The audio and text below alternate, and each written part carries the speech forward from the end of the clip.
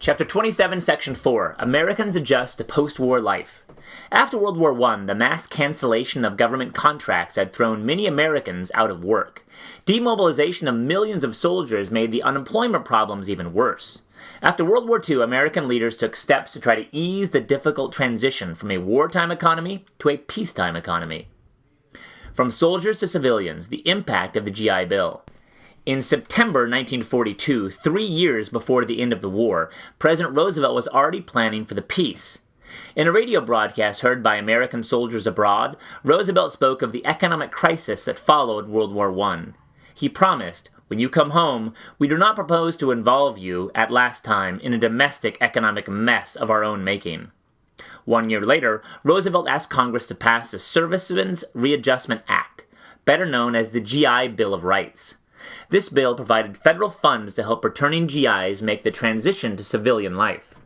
Those funds would make it easier for many war veterans to continue their education and to buy a home. Congress passed the GI Bill by unanimous vote in the spring of 1944. 5 months after the war ended, the armed services had released 8.5 million men and women from duty. Several million more came home in the next year. Many veterans took advantage of the GI Bill to enhance their prospects in civilian life. With the bill's help, some 2.3 million veterans attended college, and 7 million received vocational or on-the-job training. The middle class expanded as veterans became doctors, lawyers, teachers, and other professionals.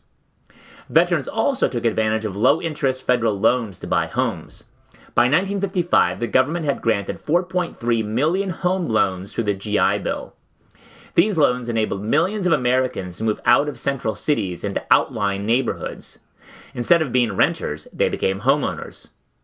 The GI Bill had other benefits. Returning veterans could receive unemployment compensation. They could also take out cheap federal loans to start farms or businesses. The effect of this legislation was not limited to the individuals it helped. As one veteran pointed out, the GI Bill also helped transform society. "I'm not sure whether I could ever have gone to college without the GI Bill. It set a whole new standard of improved education for a large number of people, a whole new standard of improving housing. I think the GI Bill gave the whole country an upward boost economically and in every other way." Ex-GI Don Condren quoted in an interview in The Homefront, America During World War II, 1984. African Americans seek new opportunities. The GI Bill raised the expectations of all GIs, including African Americans. Shortly after the bill became law, the National Urban League predicted that returning black GIs would want jobs, opportunities to complete their education, a chance to go into business, and the privilege of sharing completely in the future development and prosperity of the nation. Not all African American GIs were able to make full use of the GI Bill. Discrimination often prevented African American veterans from buying a home, even if they had the money. Segregation kept them out of many colleges. Still, in the years following the war, many African Americans did become homeowners through the GI Bill. Thousands more received a college education, mainly by attending historically black institutions. The end of the war did not stop the migration of African Americans from the South. Returning veterans seemed especially eager to leave. By 1947, some 75,000 black GIs had left the South in search of jobs and a better life. A total of 2.5 million black Americans migrated from the region in the 1940s and 1950s. In general, the lives of African Americans did improve in the post-war years. From 1947 to 1952, the median income, or average pay, for non-white families rose 45%. Politically, though, the picture was more mixed. In national elections, most African Americans backed Truman, who in turn supported progress in the area of civil rights. In the South, however, discriminatory state regulations kept many African Americans from voting. The demobilization of women, from factory jobs to the service sector. By 1947, nearly all war industries had been shut down. The women who had stepped forward to work in shipyards, aircraft plants, and other war-related jobs had received their last paychecks. At the same time, millions of GIs had returned from the war.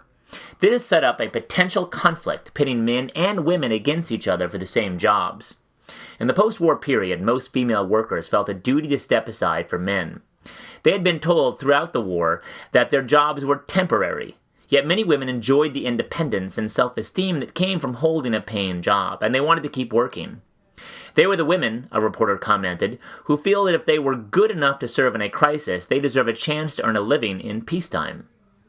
They did earn a living, but not in heavy industry. Those jobs went mainly to men. Instead, many women moved into jobs in the booming service sector, the segment of the economy that does not produce goods. They became teachers, nurses, librarians, bank tellers, and social workers. At these jobs, they earned on average just over half of what men earned. For the most part, though, women accepted their new roles and economic status.